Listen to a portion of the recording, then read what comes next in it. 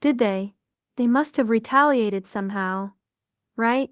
Oh, absolutely. China didn't take it lying down when the U.S. imposed a 10% tariff on Chinese products. Beijing responded with its own set of tariffs.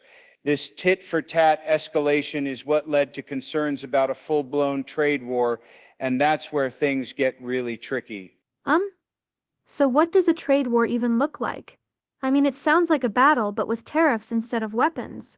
How does that affect regular people? Well, think of it like two kids on a playground who stop sharing their toys. If the U.S. stops buying as much from China and China stops buying as much from the U.S., both economies suffer.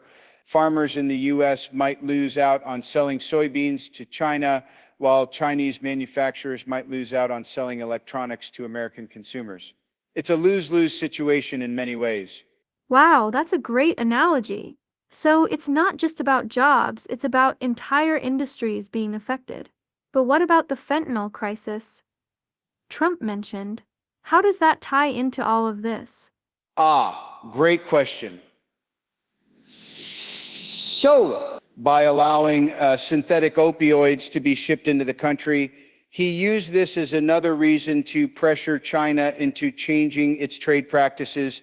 But that's a whole other can of worms, and it adds another layer of complexity to the relationship between the two countries. So it's not just about economics, it's also about public health and safety. That's insane.